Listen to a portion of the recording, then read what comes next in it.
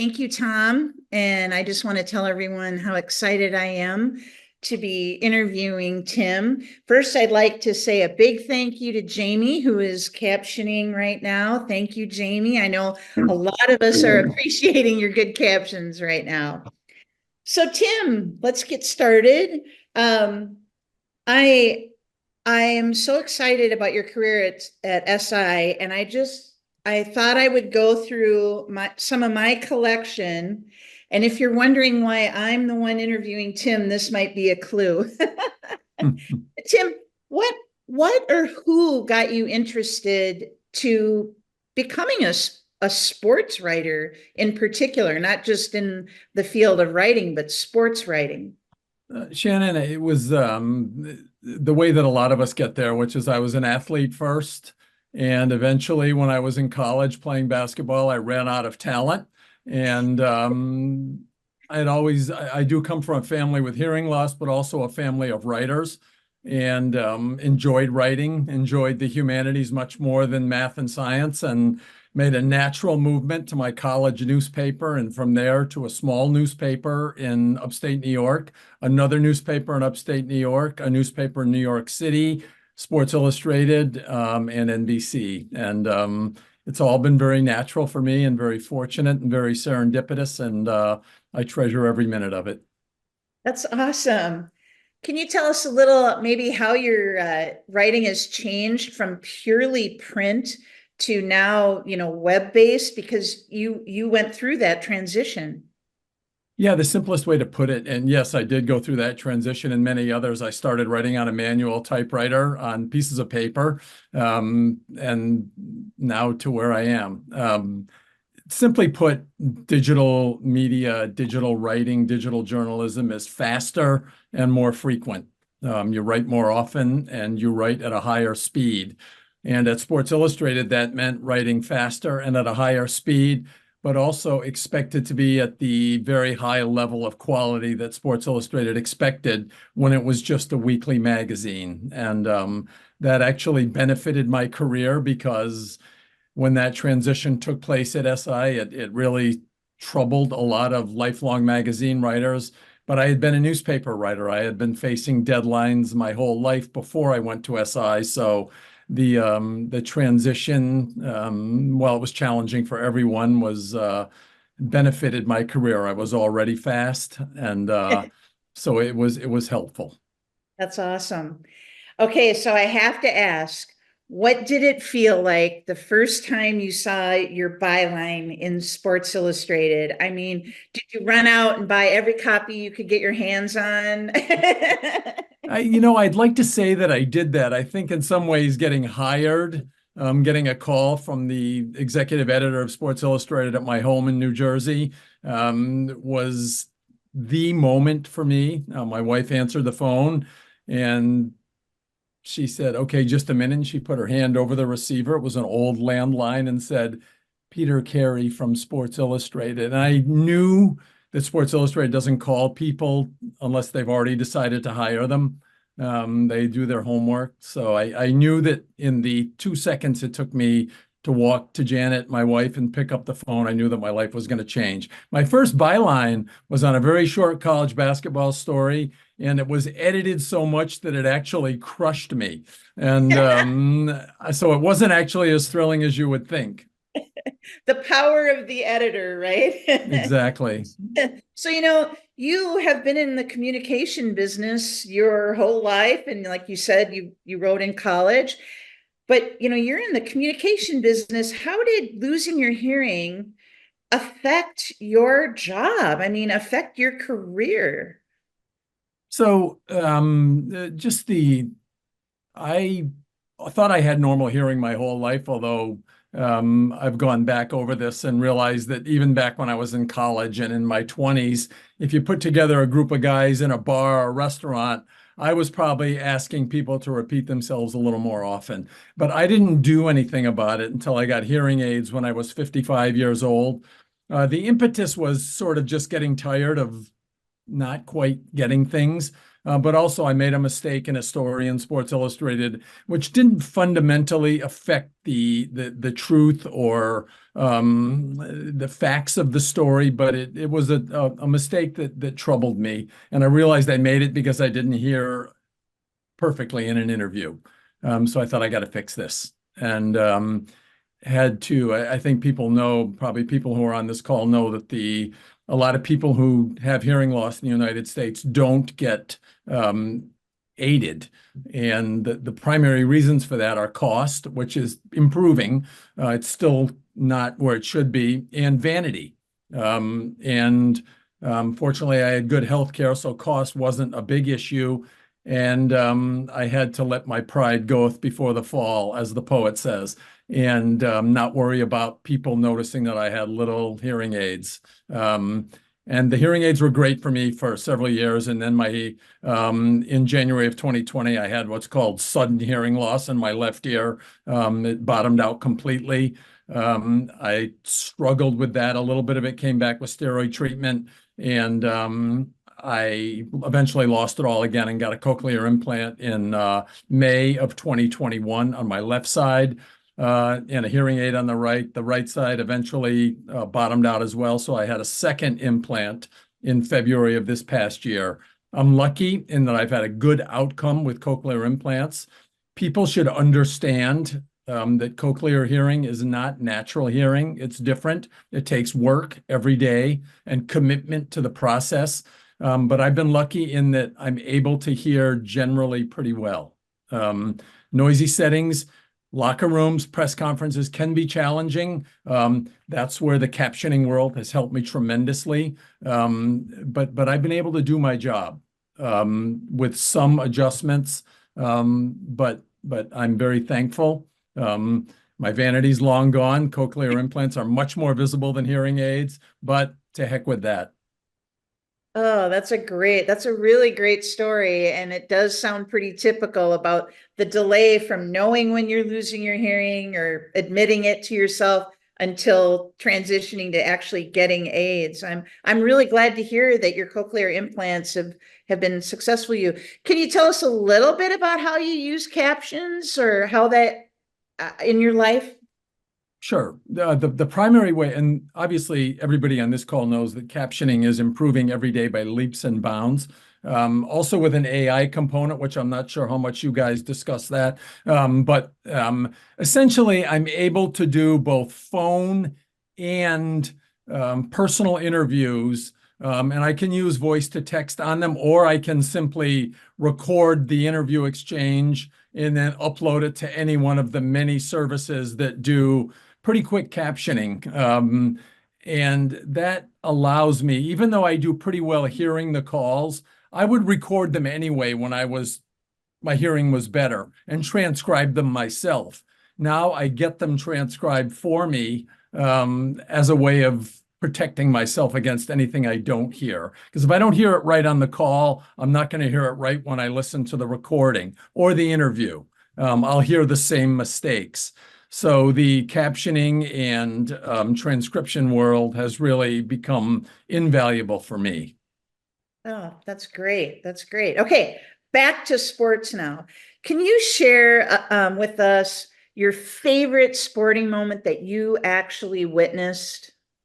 There's so many. I have a Sure. very hard time doing that. I was at the Super Bowl when the New York Giants beat the New England Patriots to end their unbeaten season, and David Tyree caught a football against his helmet. I was in the arena when a basketball player named Christian Laettner made a buzzer-beating shot to defeat Kentucky in 1992. And these are all also colored by the fact that I had to immediately go write a story on deadline afterward.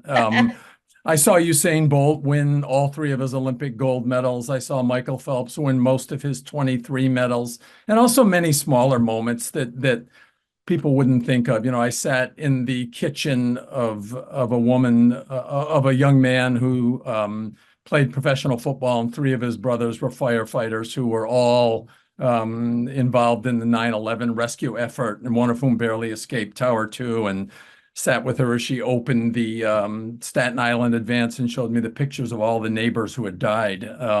There's moments like that that are just as big for a sports writer as the big games. And many of those have resulted in my best stories. Wow. And lucky you, though, for some of those really spectacular moments. From your perspective in the business, what do you think that the casual sports fan doesn't really understand about sports? Wow, that's a tough question. I think that let me just give you football as an example. It's the most popular sport in America by a wide margin. The NFL first and college football second. And I think there are a lot of fans who expect a lot of football athletes and in many cases have railed against safety measures because they feel like the game should be as tough as the one they played in high school or something like that. And I think every one of those people should sit or stand on the sideline of an NFL game for just a few minutes and witness the intensity of the collisions and the speed and understand what a violent and dangerous and entertaining and wonderful, but violent and dangerous and injurious to the guys taking part in it. And I think that there's a gap in understanding there because the television set really softens everything that you see. And I think that that's just a small example of what I think is the largest message, which is that athletes are different from us, the very best ones. And they're not perfect human beings. They're just human beings. But as physical human beings, they are really exceptional.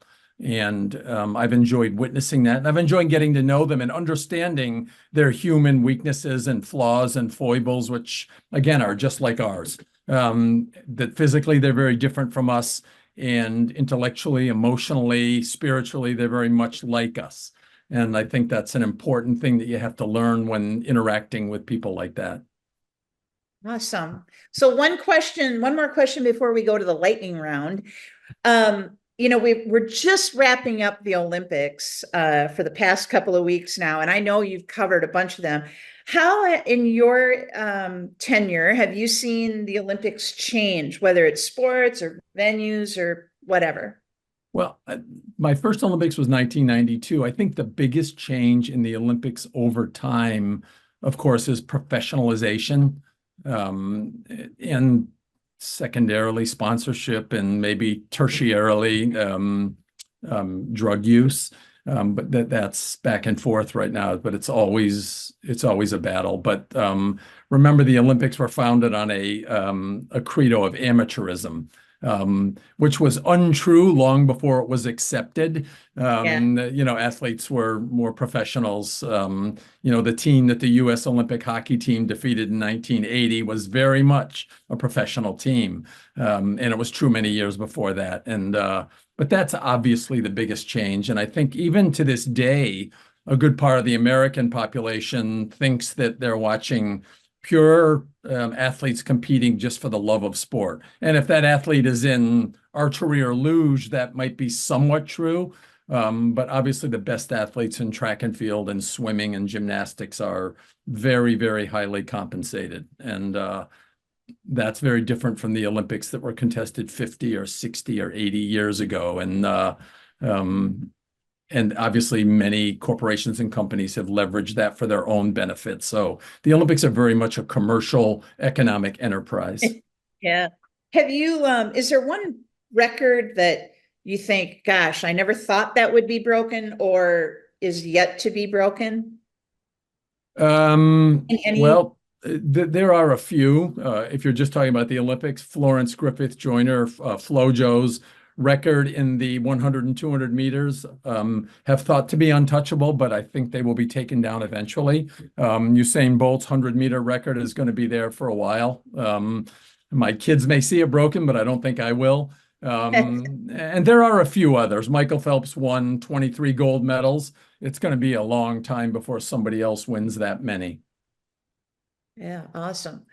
Okay, well, I've got well, hey, I have one horse racing question because I do know that you covered horse racing and which is, fascinating. Do you think Secretariat's record, I mean, that has stood for so long and I've watched that race a couple of times, on YouTube. Just it just seems so magnificent. Do you think that'll ever be broken or do you think that one's going to stay for a long time? I mean, the rule of thumb is never say never, but I will be surprised if that record is ever broken. There are reasons for that. The way that Secretariat was ridden that day, in addition to the greatness of Secretariat, but his jockey Ron Turcotte let him roll all day, and his splits that day were otherworldly. And I don't want to get too far in the weeds, but I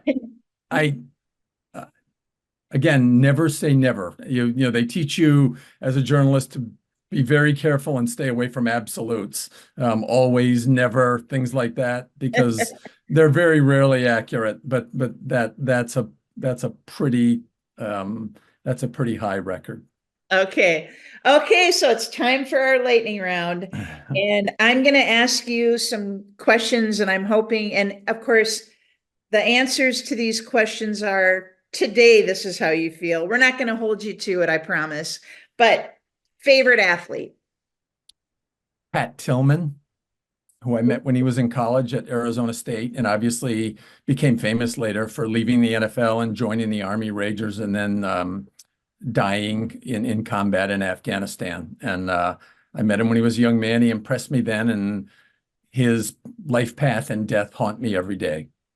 You've got a bunch of Arizonans on this call, so we can all appreciate that answer. Okay, now your favorite coach. I'm going to say Bill Belichick. And again, I have to qualify this as a journalist, I don't really have favorite anything. But Belichick is a guy who people think of as crusty and unapproachable. And I had several opportunities when he was in New England to talk to him away from press conferences about things that weren't about that week's opponent. I found him to be a brilliant, insightful, and very wedded to the history of football and sports in general, and always enjoyed those conversations. Awesome. Okay. Most, the athlete that you felt had the most impressive talent, athletic talent. Usain Bolt, the great sprinter from Jamaica, and not just because of his times, but his last Olympics, 2016, I went and spent a couple days with him in the Cayman Islands of all places, and stood on the track as he ran, just literally from me to this laptop away, and couldn't believe the combination of size and speed and power, and just breathtaking. Wow. That's what a thing to witness. Okay. So dead or alive, who would you select to fill out your dream golf foursome? So I'm not going to assume that any of these people play golf. Doesn't have to. It's my first choice would be David Halberstam, the great journalist and historian and author. Really learned a lot from his reporting and mastery of facts and storytelling. The second would be Jackie Robinson.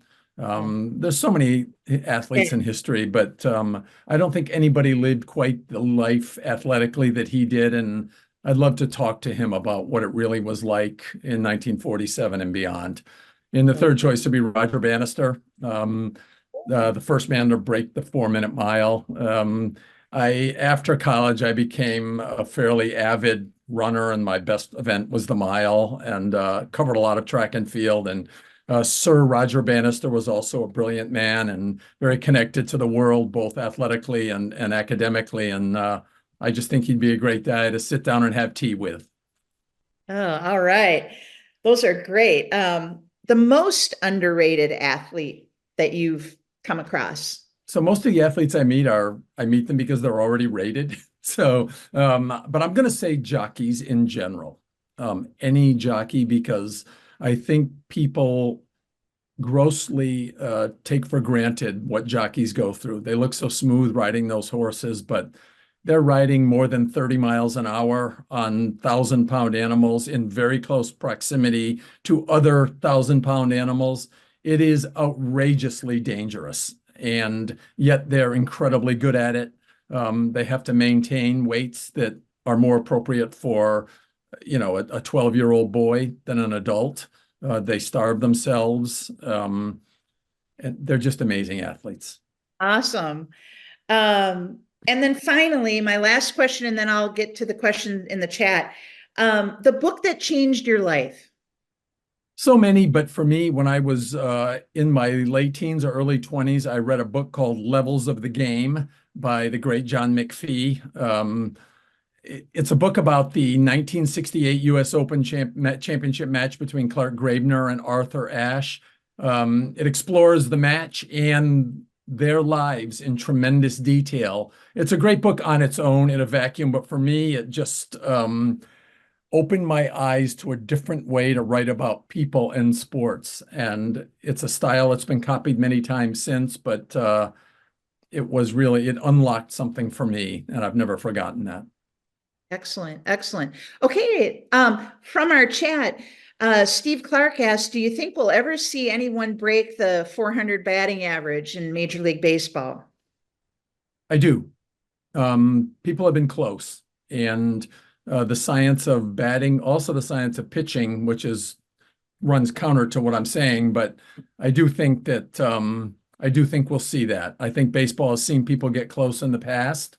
And I think somebody will get there again. I don't know if it'll be next year or in 50 years, but I don't view that as an unbreakable record. All right, all right. Well, Tim, we just really want to thank you for being part of our CapCom and your insights. For me, it's just so exciting, like just to be able to get these insights from you and all of your experience as a sports writer. And we just really want to thank you for participating today in CapCom. Thank you so much. Thank you, Shannon, and thank you to everybody here who works to help people with hearing impairment function better in the world. We cannot thank you enough. All right. All right. Back to you, Tom.